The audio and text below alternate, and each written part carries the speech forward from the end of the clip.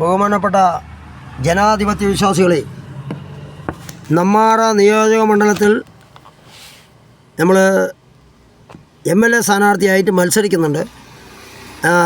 10 പഞ്ചായത്താണ് ഉള്ളത്. ഈ 10 പഞ്ചായത്തിലും നടന്ന് വോട്ട് ചോദിക്കും.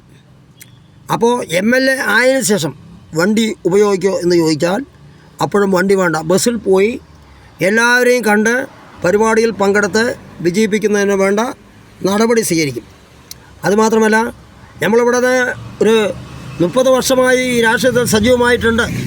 അപ്പോൾ അത് എല്ലാ വികസന പ്രവർത്തനത്തിനും, ബസ് ഓടിക്കുന്നതിനും, നെല്ലിച്ചോട് നെന്മാറ ബസ് ഓടിക്കുന്നതിനും, പിന്നെ നെല്ലിയാമ്പതി വള്ളം 25 കോടി കെ ചന്ദ്രേട്ടൻ കൊണ്ടുവന്നപ്പോൾ അത് തടസ്സം വന്നു. പ്രകൃതി സ്നേഹികളും അവരവരൊക്കെ പരിസരവാദികളൊക്കെ വന്ന് പ്രശ്നമുണ്ടാക്കിയിട്ട് അന്ന് DFO ഓഫീസ് മാർച്ച് നടത്തി.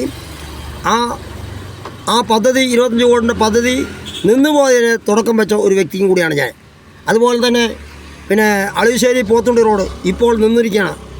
അത് അളവശ്ശേരിയിൽ സമരം ചെയ്ത് 10-50 ആളെ വിളിച്ച് സമരം ചെയ്ത് ഇപ്പോൾ കളക്ട്രേറ്റിൽ പോയി ആ പദ്ധതി കൊണ്ടുവരുന്നതിന് വേണ്ട നടപടി സ്വീകരിക്കുകയും ചെയ്തിട്ടുണ്ട്. ഇപ്പോൾ നമ്മൾ MLA ആയിട്ട് നിൽക്കുമ്പോൾ, സ്ഥാനാർത്ഥിയായിട്ട് നിൽക്കുമ്പോൾ സർക്കാരിന് അധിക ബാധ്യത വരുത്താതെ എല്ലാ പഞ്ചായത്തുകളിലും നടന്ന് വോട്ട് ചോദിച്ച് ഒന്നുകിൽ TV ചിഹ്നമായിരിക്കും, അല്ലെങ്കിൽ കൈച്ചിഹ്നമായിരിക്കും. കൈച്ചിഹ്നത്തിലോ TV ചിഹ്നത്തിലോ നമ്മൾ വയ്ക്കുന്ന ചിഹ്നത്തിൽ വോട്ടുകൾ രേഖപ്പെടുത്തി എല്ലാ ജനാധിപത്യ വിശ്വാസികളും വിജയിപ്പിച്ചാൽ നമ്മുടെ നാടിൻ്റെ പുരോഗതിക്ക് വേണ്ടി പണിയെടുക്കുമെന്നും പറഞ്ഞുകൊണ്ട് നിർത്തുന്നു. പിന്നെ നമ്മുടെ ഗൃഹശ്രീ പ്രോജക്റ്റ് ഉണ്ടായിരുന്നു. നേരത്തെ 2010 കൊറോണ കാലത്ത് 4000 ആളുകൾക്ക് വീട് കൊടുത്തു. നേരത്തെ ഞാനും നമ്മുടെ ഐമോഹനും കൂടി പോയിട്ട് തിരുവനന്തപുരത്ത് പോയിട്ടാണ് നേരത്തെ ഈ ഫണ്ട് കൊണ്ടുവന്നത്.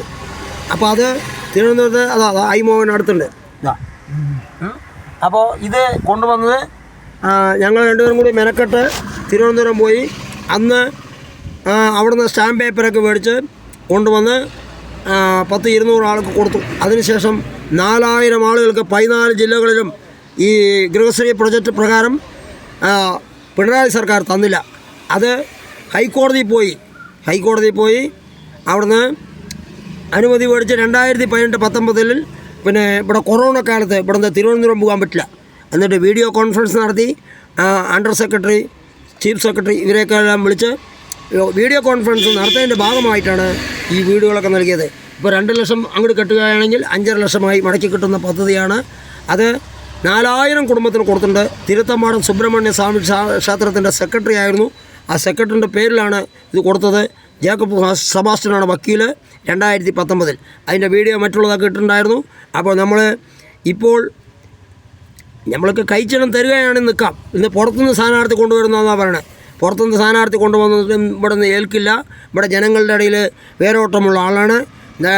2000 കുടുംബത്തിന് കുടിവെള്ളം കൊടുത്ത് 5 ദിവസം ജയിലിൽ കിടന്ന ആളാണ്. ശങ്കരനാരായണനാണ് പേര്. മുൻ ഗ്രാമപഞ്ചായത്ത് മെമ്പറാണ്. അതുകൊണ്ട് നിങ്ങൾ എല്ലാവരെയും വോട്ട് ഒരിക്കൽ കൂടി അഭ്യർത്ഥിക്കുന്നു.